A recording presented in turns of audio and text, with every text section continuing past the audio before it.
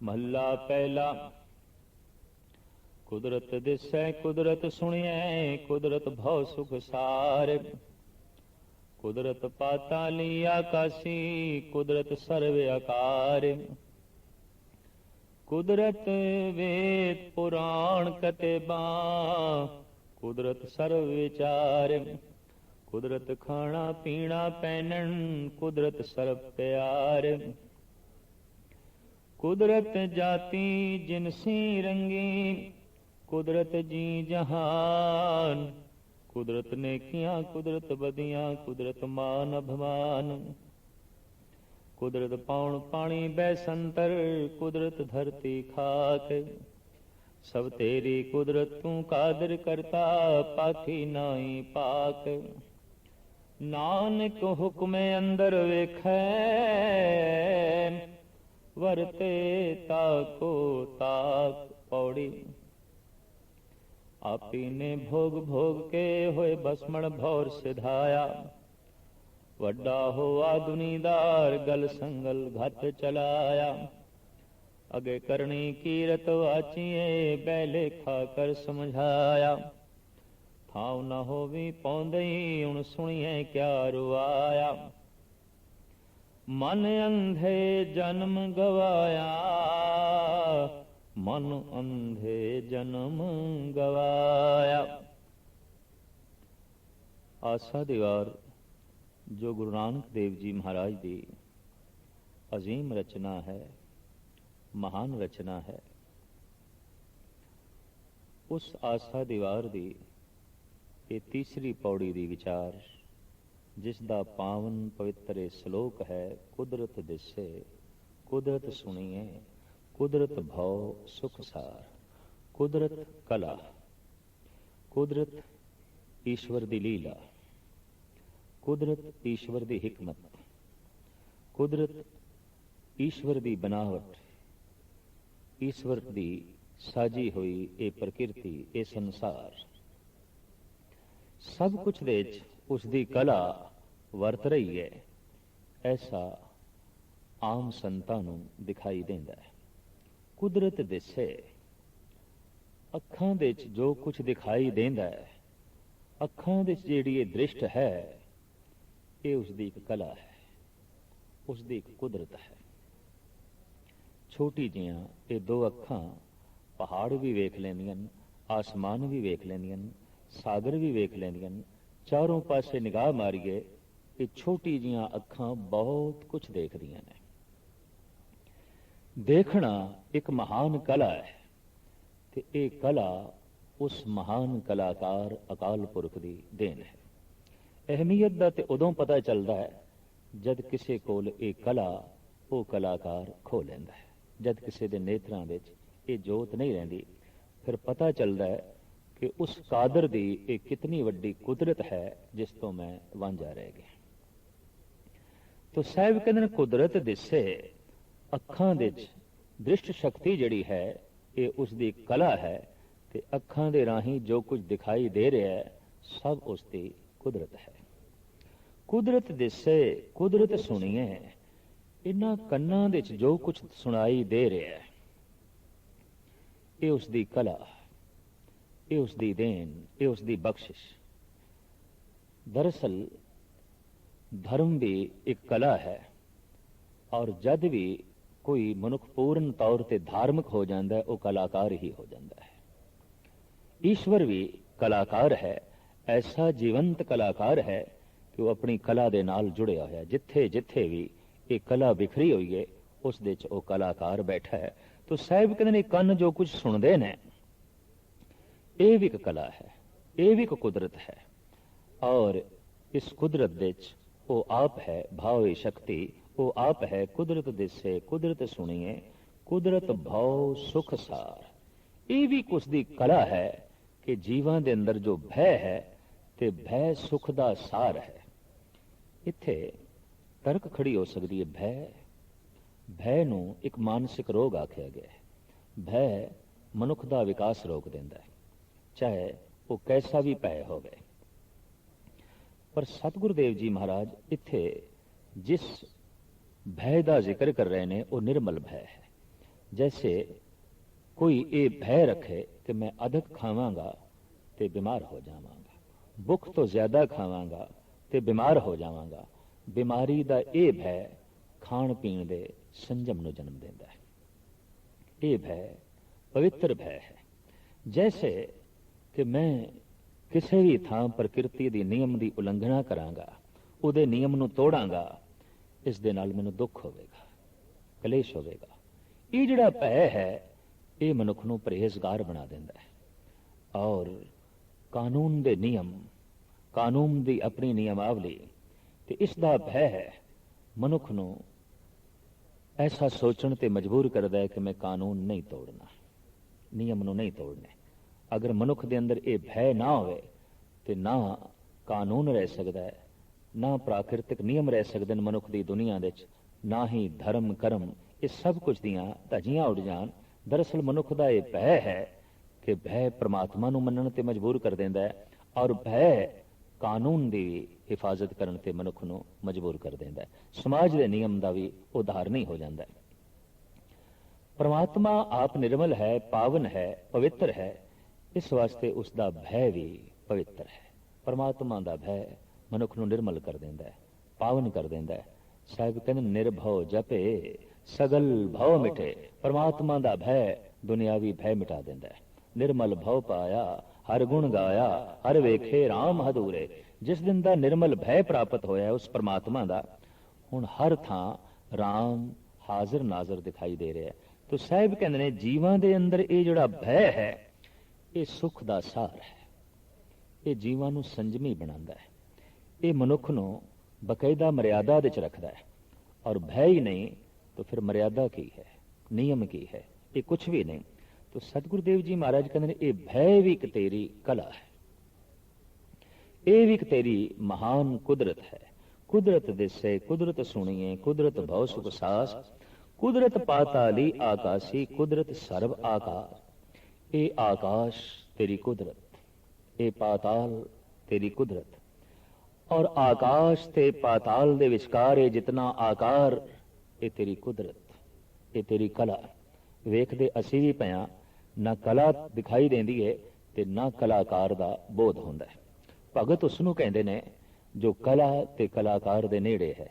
संसारी उसनूं कहंदे ने जो कला ते कलाकार तो बहुत दूर है, बहुत दूर है, बहुत दूर है। जो दूरियां दे जी रहा है वो दुख दे जी रहा है, जो नेड़े होके जी रहा है वो सुख दे जी रहा है, जो दूर होके जी रहा है वो अंधकार दे जी रहा है, जो नेड़े होके जी रहा है वो प्रकाश दे जी रहा है, जो दूर होके जी रहा है वो अग दे जी रहा है, और जो नेड़े होके जी रहा है वो ते अमृत दे जी रहा है, आनंद दे जी रहा है। जो दूर होके जी रहा है मानो दोजक दे जी रहा है, नरक दे जी रहा है, और जो नेड़े होके जी रहा है बस वही स्वर्ग दे है, वही सचखंड दे है। इस जगत दे कुछ जीव नेड़े होके जी रहे ने, कुछ जीव दूर होके जी रहे ने। आम सियाणियां दा ऐसा कहना है कि विज्ञान मुल्क नूं मुल्क दे नेड़े लिआया है, प्रांत नूं प्रांत दे नेड़े लिआया है। विज्ञान ने दुनिया बड़ी छोटी कर दी है, दुनिया नूं बहुत नेड़े लिआंदा है विज्ञान ने। यह विज्ञान की बहुत वड्डी सेवा है, ये साइंस की बहुत वड्डी सेवा है। अज दुनिया बहुत छोटी है। सवेरे मनुख नाश्ता एक मुल्क दे करता है, दोपहर का भोज दूसरे मुल्क दे करता है, और रात का खाना तीसरे मुल्क दे खजा खांदा है। अज साइंस ने दुनिया इतनी नेड़े कर दी है, मुल्क इतने नेड़े हो गए ने, प्रांत नेड़े हो गए ने। बाहर दियां दूरियां नूं मिटाया है साइंस ने, अंदर दी दूरी नूं मिटाया है धर्म ने। दिलां नूं नेड़े कीता है संत जनां ने। दिल दिल दे नेड़े आवे ये भगतां ने ऐसा उद्यम किया है, ये गुरु जनां ने ऐसा परिश्रम किया है कि मनुख दा दिल नेड़े आवे, बंदा बंदे दे नेड़े आवे, मुल्क मुल्क दे नेड़े आवे, प्रांत प्रांत दे नेड़े आवे। बाहर दियां इन्हां सारियां दूरियां नूं मिटा दिता है। अज हर बंदे नूं पता है कि फलाना मुल्क की है ते फलाना मुल्क की है, उत्थों दे बाशिंदे कैसे ने, उत्थों दी भाषा कैसी है। ये सारियां दूरियां विज्ञान ने खत्म कर दित्तियां ने, और ये बहुत वड्डी सेवा है। अपनी थां ते किसी हद तक साइंस काबिल दाद है। बहुत सारे सुख बैरूनी साइंस ने दिते ने और इनकार नहीं किया जा सकता। साइंस ने पैरों की गति को वधाया है। हज़ारां मील की वाट थोड़े घंटिया अज तय हो जाती है। मनुख की आवाज़ को शक्ति दी है साइंस ने कि बोलता मनुख एक मुल्क के पे सुनिया जा रहा है दूसरे मुल्क के। और इस तरीके दे नाल मनुख की दृष्ट शक्ति को भी साइंस ने वधाया। खुर्दबीन के राही, दूरबीन के राही दूर की चीज़ और बारीक की चीज़ मनुख वेख लेंदा है। तो इस तरीके नाल बाहर दियां तमाम दूरियां नूं साइंस ने दूर किया है। अगर बाहरों दूरी मिट जाए तो दिल दूर रहे, मनुख का हिरदा मनुख के हिरदे तो दूर रहा तो यह दूरी भी नरक नूं जन्म देंदी है जीवां दे विचकार। कई दफा ऐसा देखते हैं मनुख कोल बैठा है तो अगला पुछ बैठता है भी जिहड़ा कोल बैठा है ये कौन है, तो व्यक्ति कह उठता है कोई दूर का जापदा है। तो दूरी तो 1 फुट की भी नहीं है, कोल बैठा है। एक ऐसे पुरुष का नाम लिया गया जो गालबन किधरे दूसरे मुल्क के 5000 मील की दूरी ते रह रहा है, तो जैसे उसका नाम लिया गया एकदम बोल उठे है वो तो साडा नेड़े दा है। 5000 मील की दूरी ते रहने वाला नेड़े दा है, कोल बैठा होया दूर दा है। दरअसल दिल की सांझ नहीं, दिल दे नेड़े नहीं है, हिरदा हिरदे दे नेड़े नहीं है। संत का पूरा यतन रहा है कि हिरदा हिरदे दे नेड़े आवे। गुरु नानक देव जी महाराज ने ते अपने जीवन विच इसनूं सब तो वड्डी पहल दिती। आप दे सज्जे हथ मरदाना है, खब्बे हथ बाला है, एक हिंदू है एक मुस्लिम है। ये दुनिया का पहला पैगंबरी पुरुष है कि अपने नाल जिहड़े उसने 2 साथी चुने ने वो वख-वख मजहबां नाल संबंध रखते हैं। एक हिंदू है एक मुस्लिम है। और ये दुनिया का पहला पैगंबरी पुरुष है जो हरिद्वार ते बनारस भी प्रभु गीत सुनाने लई चला जाता है, लेकिन मक्के नूं भी वो भुलदा नहीं। वो मक्के मदीने भी जा पहुंचता है, वो उत्थे भी सदा देंदा है खुदा दी अल्लाह दी। ये जड़ियां दिलों दियां दूरियां ने, चाहे दूरी मजहब करके, भाषा करके, रंग करके, रूप करके, नस्ल करके, गुरु नानक ने इसनूं दूर किया है। इस वास्ते गुरु नानक ने अपनी बाणी विच अरबी, फारसी, संस्कृत, पंजाबी, मराठी, बंगला, ब्रिज, गरस के देश विदेश दीयां अनेकां बोलियां नूं अपने कलाम विच थां दित्ती है। ये भी दुनिया के पहले ही रहबरी पुरुष दे देखण नूं मिलिया है। और भाषा के तल ते झगड़ा खड़ा ना होवे, भाषा के तल ते दूरियां ना पैदा होवन, लिहाजा देश दीयां तमाम भाषावां नूं गुरु नानक ने गलवकड़ी च लिया। चाहे वो सिंधी है, चाहे वो कश्मीरी है, चाहे वो बंगला है, गरज के हर प्रांत की भाषा गुरु ग्रंथ साहब जी महाराज दे मौजूद है, मिलती है। रंग रूप नस्ल दीयां दूरियां नूं भी गुरु नानक देव जी महाराज ने खत्म किया। और इस तो इलावा मजहब की दूरी जिहड़ी बहुत वड्डी है ते मनुख नूं नेड़े ही नहीं आउण देंदी, इस दूरी नूं पूर्ण तौर पर गुरु नानक ने दूर किया। आप दा एक साथी मुस्लिम है, आप दा एक साथी बाला है। आप दे कोलों जद पुछया जाता है ये मोंढे ते रबाब चुके और आप नूं जो गीत संगीत सुनांदा है, हरी जस सुनांदा है, ये कौन है? थोड़ा चेला है, थोड़ा नौकर है? तो गुरु नानक कहते नहीं, ये मेरा भाई है। प्रथा चली भाई मरदाना, जिसनों भरा आख दिता है, मजहब का भेद मिट गया। और जब कोई बाले बारे पुछदा है ये कौन है? थोड़ा चेला है, थोड़ा नौकर है? नहीं, ये मेरा भाई है, भाई बाला, भाई मरदाना। गुरु घर दे सब तो वड्डी धार्मिक पदवी बन गई भाई साहब, जिसनों गुरु भाई आखे मामूली गल ते नहीं, बहुत वड्डी गल है। जो गुरु दा भाई बन गया इसका मतलब है गुरु दा हिरदा ते सिख दा हिरदा एक हो गया, दोवें भाई जो हो गए, भरा जो हो गए, नेड़ता हो गई। जमीन देते कोई नेड़ता दा रूप प्रगटाना होवे ते कह दिता जांदे दोवें भरा ने, कोई ऐसी गल नहीं। भरा दी नेड़ता बहुत वड्डी नेड़ता मन्नी गई है ते साहब कहंदे ने ये मेरा भाई है। मजहब के तल की दूरी, भाषा के तल की दूरी, मुल्क के तल की दूरी, प्रांत के तल की दूरी, ये जितनियां दूरियां ने गुरु नानक ने दूर कीतियां, हिरदे नूं हिरदे दे नेड़े लिया है, दिल नूं दिल दे नेड़े लिया है। यही संत का महान उद्यम है और यही संत का काम है। जिस संत द्वारा मनुख के हिरदियां तो दूर जान, वो संत नहीं असंत है, वो भगत नहीं दोखी है, वो वास्तविक साधु नहीं संसारी है। तो साइंस ने बाहर दियां दूरियां नूं मिटाया, धर्म ने अंदर दियां दूरियां नूं मिटाया, पर बदकिस्मती है राजनीतिक ने, सियासतदान ने बाहर दियां दूरियां नूं भी जन्म दिता, अंदर दियां दूरियां नूं भी जन्म दिता। अज संसार दे विच जितनी दूरी है हिरदे दी हिरदे नाल या मुल्क दी मुल्क नाल, ये साइंस करके नहीं, ये धर्म करके नहीं, ये राजनीति करके, ये सियासत करके। और इसकी लोड़ शायद इस वास्ते पै गई कि मनुख पूर्ण तौर पर धार्मिक नहीं सन। धर्म दिल नूं दिल दे नेड़े लियाउंदा है, भेद मिट जाता है, कौन रशियन ते कौन अमेरिकन, कौन चीनी ते कौन पाकिस्तानी, सब एक, हिरदे एक मिक हो गए। बाहर दियां दूरियां अंदर दियां दूरियां ये सारियां मिट जांदियां ने धर्म नाल। पर साइंस ने अपने ढंग नाल काम कीता, बाहर दी दुनिया नूं बहुत नेड़े लियांदा और अंदर दे हिरदे संत जना ने नेड़े लियांदे। अगर जगत दे अज दूरियां मिलदियां ने तो सियासत करके एक प्रांत दा दूजे प्रांत नाल मिलना कठिन हो रहा है, एक मुल्क दा दूजे मुल्क नाल मिलना कठिन हो रहा है।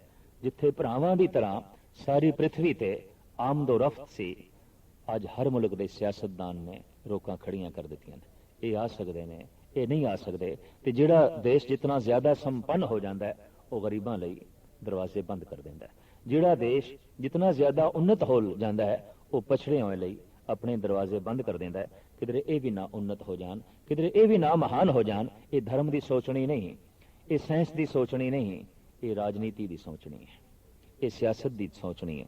तो जितनियां ये दूरियां ने जगत दे ये राजनीति करके, ते जिस दिन पूर्ण तौर पर दुनिया स्वस्थ होगी, धार्मिक होगी, उस दिन राजनीति विदा हो जाएगी, इसकी लोड़ ही नहीं रहेगी। ये शायद इस वास्ते है कि दुनिया पूर्ण तौर पर धार्मिक नहीं है, दुनिया पूर्ण तौर पर संत नहीं है।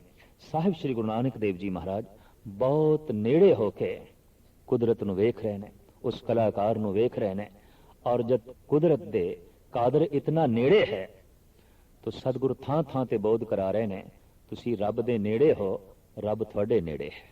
ऐसा बोध होंदे ही सारा संसार मनुख दे नेड़े हो जाता है हजूर कत दूर बतावो, दुंधर बांधो सुंदर पाओ। सतगुरु कहते ने क्यों दूर कहते हो, है हजूर बिल्कुल नेड़े है हजूर कत दूर बताओ, दुंदर बांधो सुंदर पाओ। अपने मन दियां दूरियां मिटाओ, वो तो नेड़े है, वो तो बिल्कुल कोल है। और उस सुंदर प्रभु नो गलवकड़ी दे चलो, उहदे मिलाप दा आनंद माणो। सिर्फ अंदरों दूरियां नू मिटाओ, वो ते जाहिर जहूर हैं कि हाजिर हजूर हैं। मोह मोया जाने दूर है, कहो नानक सदा हजूर है। वो ते कोल है, बिल्कुल निकट है। तो खैर अगर परमात्मा की दूरी महसूस हो रही है तो इसका स्पष्ट कारण है कि हिरदे विच धर्म नहीं, धर्म का दीवा अजे नहीं जलिया। तो जिस दिन रब की नेड़ता महसूस हो गई, उस दिन सारा संसार नेड़े है, कुछ भी दूर नहीं। हिंदू भी नेड़े, मुस्लिम भी नेड़े, ईसाई भी अपना, सिख भी अपना, जैन ते बौद्ध ये सब पाई। ये तो सिर्फ फिर नाम रह जाएंगे मनुखों के। जिवें एक परिवार दे 10 जीव ने ते 10 दे नाम ने, इसे तरीके नाल उस लई संसार सारा एक परिवार बन जाता है। जैन बौद्ध सिख ईसाई मुस्लिम हिंदू ये सिर्फ परिवार दे जो है फर्दां दे नाम रह जाएंगे, परिवार दे मनुखों के नाम रह जाएंगे। इस तो इलावा होर कुछ नहीं, नेड़ता बनी रहेगी। और जिस दिन इस तरह की नेड़ता हुई, पृथ्वी स्वर्ग होगी, पृथ्वी ही जन्नत होगी। क्योंकि पृथ्वी दूरी करके बंदे ने नरक बना ली है, इस वास्ते जन्नत की कल्पना वो आसमान पे कर रहा है। ਸੁਰਗ ਦੀ ਕਲਪਨਾ ਉਹ ਆਸਮਾਨ ਤੇ ਕਰ ਰਿਹਾ ਹੈ। ਸਾਹਿਬ ਸ੍ਰੀ ਗੁਰੂ ਨਾਨਕ ਦੇਵ ਜੀ ਮਹਾਰਾਜ ਦਾ ਫਰਮਾਨ ਕਿ ਸਾਰੇ ਦਾ ਸਾਰਾ ਜਿਹੜਾ ਇਹ ਆਕਾਰ ਹੈ ਇਹ ਉਸ ਦੀ ਕੁਦਰਤ ਹੈ। ਜੋ ਕੁਛ ਇਹ ਪਾਤਾਲ ਤੇ ਆਕਾਸ਼ ਨੇ ਤੇ ਇਸ ਦੇ ਵਿੱਚ ਜੋ ਕੁਛ ਵੀ ਹੈ ਸਭ ਕੁਛ ਦੇ ਕਰਤੇ ਪੁਰਖ ਦੀ ਕਲਾ ਵਰਤ ਰਹੀ ਹੈ ਤੇ ਕਲਾਕਾਰ ਇਸ ਕਲਾ ਦੇ ਵਿੱਚ ਆਪ ਬੈਠਾ ਹੋਇਆ ਹੈ। ਕੁਦਰਤ ਵੇਦ ਪੁਰਾਣ ਕਤੇਬਾਂ ਕੁਦਰਤ ਸਰਵ ਵਿਚਾਰ। ਸਾਹਿਬ ਕਹਿੰਦੇ ਜਿਤਨੇ ਧਾਰਮਿਕ ਗ੍ਰੰਥ ਨੇ ਪੁਰਾਣ ਕਤੇਬਾਂ ਤੇ ਵੇਦ ਇਤਿਆਦਿਕ ਸਭ ਕੁਛ ਦੇ ਵਿੱਚ ਉਸ ਦੀ ਕਲਾ ਹੈ, ਉਸ ਦਾ ਗਿਆਨ ਹੈ, ਉਸ ਦੀ ਕਲਾ ਹੈ, ਉਸ ਦੀ ਸੂਝ ਸਮਝ ਹੈ। ਤੇ ਇਹਨਾਂ ਗ੍ਰੰਥਾਂ ਦਾ ਜਿਹੜਾ ਵਿਚਾਰ ਹੈ ਪਾਠ ਪਠਨ ਹੈ ਪ੍ਰਭੂ ਇਹ ਵੀ ਇੱਕ ਤੇਰੀ ਕਲਾ ਹੈ ਜੋ ਇਸ ਦਾ ਪਾਠ ਕਰਕੇ ਦਰਅਸਲ ਪੁਰਾਣ ਦਾ ਇੱਕ ਮਨੁੱਖ ਜੋ ਪਾਠ ਕਰ ਰਿਹਾ ਤੇ ਦੂਜਾ ਵੀ ਕਰ ਰਿਹਾ ਦੋਹਾਂ ਦਾ ਬੋਧ ਇੱਕ ਨਹੀਂ ਹੋਵੇਗਾ। ਇੱਕ ਮਨੁੱਖ ਕੁਰਾਨ ਨੂੰ ਪੜ੍ਹ ਰਿਹਾ ਤੇ ਦੂਜਾ ਵੀ ਪੜ੍ਹ ਰਿਹਾ ਹੈ ਦੋਹਾਂ ਦਾ ਬੋਧ ਇੱਕ ਨਹੀਂ ਹੋਵੇਗਾ। ਕੁਰਾਨ ਇੱਕ ਆਮ ਸਾਧਾਰਨ ਮਨੁੱਖ ਪੜ੍ਹ ਰਿਹਾ ਹੈ ਪਰ ਕੁਰਾਨ ਪੜ੍ਹ ਰਹੇ ਨੇ ਬਾਬਾ ਫਰੀਦ। ਦੋਹਾਂ ਦੇ ਪੜ੍ਹਨ ਵਿੱਚ ਬੜਾ ਭਾਰੀ ਅੰਤਰ ਹੈ। ਕੁਰਾਨ ਪੜ੍ਹ ਰਿਹਾ ਹੈ ਇੱਕ ਆਮ ਸਾਧਾਰਨ ਮਨੁੱਖ ਪਰ ਕੁਰਾਨ ਪੜ੍ਹ ਰਿਹਾ ਹੈ ਹਜ਼ਰਤ ਨਿਜ਼ਾਮੁਦੀਨ। ਕੁਰਾਨ ਪੜ੍ਹ ਰਹੇ ਨੇ ख्वाजा ਮਈਦੀਨ ਚਿਸ਼ਤੀ। ਦੋਹਾਂ ਦੇ ਪੜ੍ਹਨ ਵਿੱਚ ਜ਼ਮੀਨ ਆਸਮਾਨ ਦਾ ਫਰਕ ਹੈ। ਸਤਿਗੁਰ ਦੀ ਬਾਣੀ ਪੜ੍ਹ ਰਿਹਾ ਇੱਕ ਸਾਧਾਰਨ ਸਿੱਖ ਪਰ ਬਾਣੀ ਪੜ੍ਹ ਰਹੇ ਨੇ ਭਾਈ ਗੁਰਦਾਸ, ਭਾਈ ਮਨੀ ਸਿੰਘ। ਦੋਹਾਂ ਦੇ ਪੜ੍ਹਨ ਵਿੱਚ ਬੜਾ ਭਾਰੀ ਅੰਤਰ ਹੈ। ਦਰਅਸਲ ਜਿਸਨੇ ਕੁਦਰਤ ਵੇਖ ਲਈ ਧਰਮ ਗ੍ਰੰਥਾਂ ਦੇ ਵਿੱਚ ਉਹਦਾ ਪੜ੍ਹਨਾ ਵੀ ਇੱਕ ਕੁਦਰਤ ਹੋ ਜਾਂਦਾ ਹੈ, ਉਹਦਾ ਪੜ੍ਹਨਾ ਵੀ ਇੱਕ ਕਲਾ ਹੋ ਜਾਂਦੀ ਹੈ, ਉਹਦਾ ਵਿਚਾਰਨਾ ਵੀ ਇੱਕ ਕਲਾ ਹੋ ਜਾਂਦੀ ਹੈ। ਤੇ ਸਾਹਿਬ ਕਹਿੰਦੇ ਨੇ ਸਾਰੇ ਧਰਮ ਗ੍ਰੰਥਾਂ ਦਾ ਜਿਹੜਾ ਵਿਚਾਰ ਹੈ ਇਹ ਵੀ ਪ੍ਰਭੂ ਤੇਰੀ ਕਲਾ ਹੈ। ਕੁਦਰਤ ਖਾਣਾ ਪੀਣਾ ਪਹਿਨਣ ਕੁਦਰਤ ਸਰਬ ਪਿਆਰ। ਸਾਰੇ ਦਾ ਸਾਰਾ ਸਮਗਰ ਪਿਆਰ ਚਾਹੇ ਉਹ ਪਦਾਰਥ ਦਾ ਪਿਆਰ, ਸੰਸਾਰ ਦਾ ਪਿਆਰ, ਪਰਿਵਾਰ ਦਾ ਪਿਆਰ, ਪਦ ਪ੍ਰਤਿਸ਼ਠਾ ਦਾ ਪਿਆਰ, ਜਿਸ ਢੰਗ ਦਾ ਵੀ ਇਹ ਪਿਆਰ ਹੈ हे ਪ੍ਰਭੂ ਪਿਆਰ ਦੇ ਵਿੱਚ ਵੀ ਤੇਰੀ ਕਲਾ ਹੈ, ਤੇਰੀ ਦੇਣ ਹੈ, ਇਹ ਵੀ ਇੱਕ ਤੇਰੀ ਲੀਲਾ ਹੈ। ਔਰ ਜਿਤਨਾ ਖਾਣਾ ਹੈ ਪੀਣਾ ਹੈ ਪਹਿਨਣਾ ਹੈ हे ਪ੍ਰਭੂ ਸਭ ਕੁਛ ਦੇ ਵਿੱਚ ਤੇਰੀ ਕਲਾ ਹੈ। ਇਹ ਪਹਿਨਣਾ ਤੇਰੀ ਕਲਾ ਹੈ, ਇਹ ਖਾਣਾ ਇਹ ਤੇਰੀ ਕਲਾ ਹੈ, ਇਹ ਪੀਣਾ ਤੇਰੀ ਕਲਾ ਹੈ ਔਰ ਇਸ ਖਾਣ ਪੀਣ ਦੀ ਭੁੱਖ ਦਾ ਹੋਣਾ हे ਪ੍ਰਭੂ ਸਭ ਤੇਰੀ ਕਲਾ ਹੈ। ਸਭ ਕਾਦਰ ਤੇਰੀ ਦਿੱਤੀ ਹੋਈ ਇਹ ਕੁਦਰਤ ਹੈ, ਦਾਤ ਹੈ। ਕੁਦਰਤ ਜਾਤੀ ਜਿਨਸੀ ਰੰਗੀ ਕੁਦਰਤ ਜੀ ਜਹਾਨ। ਜਹਾਨ ਦੇ ਸਾਰੇ ਜੀਵ ਤੇ ਜੀਵਾਂ ਦੀ ਵੱਖ-ਵੱਖ ਜ਼ਾਤਾਂ ਤੇ ਜਿਨਸਾਂ ਤੇ ਰੰਗ हे ਪ੍ਰਭੂ ਇਹ ਵੀ ਇੱਕ ਤੇਰੀ ਕੁਦਰਤ ਹੈ, ਇਹ ਵੀ ਇੱਕ ਤੇਰੀ ਕਲਾ ਹੈ। ਕੁਦਰਤ ਨੇਕੀਆਂ ਕੁਦਰਤ ਬਦੀਆਂ ਕੁਦਰਤ ਮਾਨ ਅਭਿਮਾਨ। ਅਭਿਮਾਨ ਵਿੱਚ ਗਰਸਿਆ ਹੋਇਆ ਇੱਕ ਮਨੁੱਖ ਅਭਿਮਾਨੀ हे ਪ੍ਰਭੂ ਮੈਂ ਉੱਥੇ ਵੀ ਦੇਖਦਾ ਉਹਦੇ 'ਚ ਵੀ ਤੇਰੀ ਇੱਕ ਕਲਾ ਹੈ। ਤੇਰੀ ਕਲਾ ਕਰਕੇ ਉਹ ਅਹੰਕਾਰ ਕਰ ਰਿਹਾ ਹੈ ਕਿ ਕਲਾ ਤੂੰ ਅੰਦਰੋਂ ਖੋਹ ਲਵੇਂ ਤੇ ਅਹੰਕਾਰ ਕੀ ਕਰੇਗਾ, ਅਭਿਮਾਨ ਕੀ ਕਰੇਗਾ। ਔਰ ਕੁਦਰਤ ਕਰਕੇ ਹੀ ਤੇਰੀ ਕਲਾ ਕਰਕੇ ਹੀ ਨੇਕੀਆਂ ਦਾ ਜਨਮ ਹੈ, ਬਦੀਆਂ ਦਾ ਜਨਮ ਹੈ, ਮਾਣ ਦਾ ਜਨਮ ਹੈ, ਅਭਿਮਾਨ ਦਾ ਜਨਮ ਹੈ। ਵਿਆਪਕ ਰੂਪ ਦੇ ਵਿੱਚ ਤੇਰੀ ਇਹ ਕਲਾ ਕੰਮ ਕਰ ਰਹੀ ਹੈ। ਕੁਦਰਤ ਪਾਉਣ ਪਾਣੀ ਬੈਸੰਤਰ ਕੁਦਰਤ ਧਰਤੀ ਖਾਕ। ਧਰਤੀ ਦੀ ਇਹ ਖਾਕ ਤੇ ਧਰਤੀ ਦੇ ਉੱਤੇ ਇਹ ਬਲ ਰਹੀ ਬੈਸੰਤਰ ਸੂਰਜ ਦੇ ਵਿੱਚ ਪ੍ਰਗਟ ਹੋ ਰਹੀ ਇਹ ਰੋਸ਼ਨੀ ਔਰ ਇਹ ਪਾਉਣ ਤੇ ਪਾਣੀ हे ਪ੍ਰਭੂ ਸਭ ਤੇਰੀ ਕਲਾ, ਤੇਰੀ ਬਨਾਵਟ। ਜੈਸੇ ਕੋਈ ਮੁਸੱਵਰ ਇੱਕ ਚਿੱਤਰ ਬਣਾਉਂਦਾ ਹੈ ਤੇ ਚਿੱਤਰ ਉਸ ਕਲਾਕਾਰ ਦੀ ਇੱਕ ਕਲਾ ਹੈ, ਚਾਰੋਂ ਪਾਸੇ ਜੋ ਵਿਆਪਕ ਦਿਖਾਈ ਦੇ ਰਿਹਾ ਹੈ। ਸਤਿਗੁਰੂ ਕਹਿੰਦੇ ਨੇ ਉਸ ਮਹਾਨ ਕਲਾਕਾਰ ਦੀ ਇੱਕ ਕਲਾ ਹੈ। ਸਭ ਤੇਰੀ ਕੁਦਰਤ ਸਭ ਤੇਰੀ ਹੀ ਇਹ ਕਲਾ ਹੈ। ਸਭ ਤੇਰੀ ਕੁਦਰਤ ਤੂੰ ਕਾਦਰ ਕਰਤਾ ਪਾਕੀ ਨਾਹੀਂ ਪਾਕ। ਸਾਰੀ ਕੁਦਰਤ ਦਾ ਤੂੰ ਕਰਤਾ ਹੈ, ਤੂੰ ਕਾਦਰ ਹੈ, ਤੂੰ ਮਾਲਕ ਹੈ। ਪਾਕੀ ਨਾਹੀਂ ਪਾਕ ਤੇਰੀ ਵਡਿਆਈ ਪਾਕ ਹੈ, ਪਵਿੱਤਰ ਹੈ, ਸ਼ੁੱਧ ਹੈ, ਮਲਨ ਨਹੀਂ। ਤੇਰੀ ਕ੍ਰਿਤ ਪਾਕ ਹੈ, ਤੂੰ ਕਰਤਾ ਪਾਕ ਹੈ। ਇਸ ਵਾਸਤੇ ਤੇਰੀ ਮਹਿਮਾ ਵੀ ਪਾਕ ਹੈ। ਨਾਨਕ ਹੁਕਮੇ ਅੰਦਰ ਵੇਖੇ ਵਰਤੇ ਤਾਕੋ ਤਾਕ। ਤੂੰ ਸਾਰਿਆਂ ਜੀਵਾਂ ਦੇ ਵਿੱਚ ਇੱਕ ਸਾਰ ਹੋ ਕੇ ਵਰਤ ਰਿਹਾ ਹੈ ਤੇ ਸਾਰਿਆਂ ਦੇ ਅੰਦਰ ਬੈਠ ਕੇ ਤੂੰ ਸਭ ਨੂੰ ਵੇਖ ਰਿਹਾ ਹੈ, ਸਭ ਨੂੰ ਜੋ ਹੈ ਜਾਣ ਰਿਹਾ ਹੈ। ਇਹਨਾਂ ਦੋ ਸ਼ਲੋਕਾਂ ਦੇ ਨਾਲ ਜੋ ਪਾਵਨ ਪੌੜੀ ਹੈ ਉਹ ਇਹ ਹੈ, ਆਪੀ ਨੇ ਭੋਗ ਭੋਗ ਕੇ ਹੋਏ ਭਸਮਣ ਭੌਰ ਸਿਧਾਇਆ। ਉਸ ਜੀਵ ਨੇ, ਉਸ ਪ੍ਰਭੂ ਦੀ ਅੰਸ਼ ਨੇ ਆਪ ਹੀ ਸਰੀਰ ਦੇ ਵਿੱਚ ਰਹਿ ਕੇ ਤਰ੍ਹਾਂ ਤਰ੍ਹਾਂ ਦੇ ਭੋਗ ਭੋਗੇ, ਤਰ੍ਹਾਂ ਤਰ੍ਹਾਂ ਦੇ ਰਸ ਲੈ, ਤੇ ਅੰਤ ਨੂੰ ਜੀਵ ਇੱਕ ਪਾਸੇ ਹੋਇਆ, ਭੌਰ ਇੱਕ ਪਾਸੇ ਹੋਇਆ, ਦੇਹੀ ਭਸਮ ਹੋ ਗਈ। ਭੌਰਾ ਅਗਾਂ ਉੱਡ ਗਿਆ। ਵੱਡਾ ਹੋਆ ਦੁਨੀਦਾਰ, ਗਲ ਸੰਗਲ ਘੱਤ ਚਲਾਇਆ। ਬੜਾ ਵੱਡਾ ਸੀ, ਦੁਨੀਆ ਦੇ ਵਿੱਚ ਬੜੀ ਮਹਿਮਾ ਸੀ, ਬੜੀ ਵਡਿਆਈ ਸੀ, ਬੜੀ ਸ਼ਾਨੋ ਸ਼ੌਕਤ ਸੀ। ਪਰ ਜੈਸੇ ਭੌਰਾ ਇਸ ਤਨ ਤੋਂ ਇੱਕ ਪਾਸੇ ਹੋਇਆ, ਸੰਸਾਰ ਦੀ ਸਾਰੀ ਮਾਣ ਮਰਿਆਦਾ ਇੱਕ ਪਾਸੇ ਰਹਿ ਗਈ।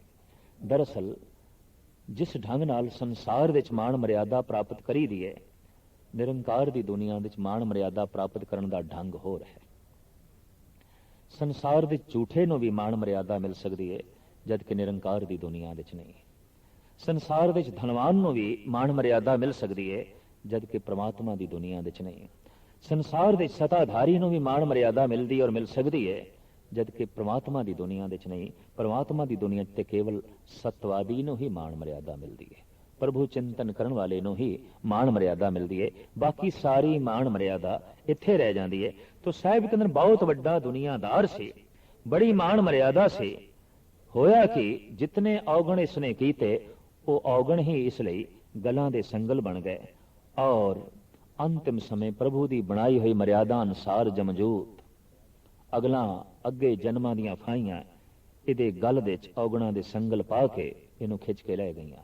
ਭਾਵ ਪਤਤ ਸੰਸਕਾਰ ਅਗਲੇ ਜਨਮ ਦੇ ਚ ਲੈ ਗਏ, ਮਲੀਨ ਸੰਸਕਾਰ ਅਗਲੇ ਜਨਮ ਦੇ ਚ ਲੈ ਗਏ, ਤੇ ਇਹ ਮਲੀਨ ਸੰਸਕਾਰ ਹੀ ਗਲੇ ਦਾ ਸੰਗਲ ਨੇ। ਅੱਗੇ ਕਰਨੀ ਕੀਰਤ ਵਾਚੀਏ, ਬੈ ਲੇਖਾ ਕਰ ਸਮਝਾਇਆ। ਅੱਗੇ ਧਰਮਰਾਜ ਨੇ ਉਸਦੀ ਜੋ ਕ੍ਰਿਤ ਸੀ, ਜੋ ਉਸਦੀ ਕਰਨੀ ਸੀ, ਉਹ ਪੜ੍ਹ ਕੇ ਸੁਣਾ ਦਿੱਤੀ, ਸਮਝਾ ਦਿੱਤੀ। ਇਹ ਤੇਰੀ ਕ੍ਰਿਤ ਹੈ, ਇਹ ਤੇਰਾ ਕਰਨਾ ਹੈ। ਅੰਤਮ ਸਮੇਂ ਜੋ ਕੁਝ ਵੀ ਜੀਵਨ ਭਰ ਕੀਤਾ ਹੁੰਦਾ ਹੈ, ਸਾਹਮਣੇ ਆ ਜਾਂਦਾ ਹੈ। ਇਹ ਪ੍ਰਭੂ ਦਾ ਬਣਾਇਆ ਇੱਕ ਧਰਮ ਹੈ, ਧਰਮ ਦਾ ਰਾਜ ਹੈ। ਸਭ ਕੁਝ ਮਨੁੱਖ ਦੇ ਸਾਹਮਣੇ ਆ ਜਾਂਦਾ ਹੈ, ਤੇ ਸਭ ਕੁਝ ਮਨੁੱਖ ਪੜ੍ਹ ਲੈਂਦਾ ਹੈ, ਤੇ ਸਭ ਕੁਝ ਦੀ ਬੰਦੇ ਨੂੰ ਸੂਝ ਤੇ ਸਮਝ ਪੈ ਜਾਂਦੀ ਹੈ। ਥਾਂ ਨਾ ਹੋਵੀ ਪਾਉਂਦਈ, ਹੁਣ ਸੁਣੀਏ ਕਿਆ ਰੁਆਇਆ। ਐਸਾ ਦੁਨੀਆਦਾਰ ਜੋ ਪਤਤ ਸੰਸਕਾਰ ਲੈ ਕੇ ਅੱਗੇ ਚਲਾ ਗਿਆ, ਉਹਨੂੰ ਮਾਰ ਪੈਂਦਿਆਂ ਨੂੰ ਥਾਂ ਨਹੀਂ ਮਿਲਦੀ। ਦੁੱਖ ਤੇ ਦੁੱਖ, ਕਲੇਸ਼ ਤੇ ਕਲੇਸ਼, ਤੇ ਹੁਣ ਰੋਂਦਾ ਹੈ, ਹੁਣ ਪਿੱਟਦਾ ਹੈ। ਦੁੱਖ ਹੈ, ਕਲੇਸ਼ ਹੈ, ਪਰ ਹੁਣ ਕੌਣ ਸੁਣੇ? ਇਸ ਰੁਦਨ ਨੂੰ ਕੌਣ ਸੁਣੇ? ਜਦ ਤੂੰ ਰੱਬ ਦੀ ਗੱਲ ਨਹੀਂ ਸੁਣੀ, ਤਾਂ ਹੁਣ ਤੇਰੇ ਰੋਣੇ ਨੂੰ ਕੌਣ ਸੁਣੇ? ਤੂੰ ਸੰਤ ਜਨਾਂ ਦੇ ਬਚਨ ਨਹੀਂ ਸੁਣੇ, ਤਾਂ ਹੁਣ ਤੇਰੇ ਰੋਣੇ ਨੂੰ ਕੌਣ ਸੁਣੇ? ਤੂੰ ਸੱਚ ਦੇ ਗੀਤ ਨਹੀਂ ਸੁਣੇ, ਤੇ ਹੁਣ ਤੇਰੇ ਇਸ ਰੁਦਨ ਨੂੰ ਕੌਣ ਸੁਣੇ? ਤਾਂ ਸਤਿਗੁਰੂ ਦੇਵ ਜੀ ਮਹਾਰਾਜ ਇੱਥੇ ਕਹਿੰਦੇ ਨੇ, ਇਸ ਢੰਗ ਦਾ ਉਸ ਦਾ ਅੰਤ ਹੁੰਦਾ ਹੈ, ਮਨ ਅੰਧੇ ਜਨਮ ਗਵਾਇਆ।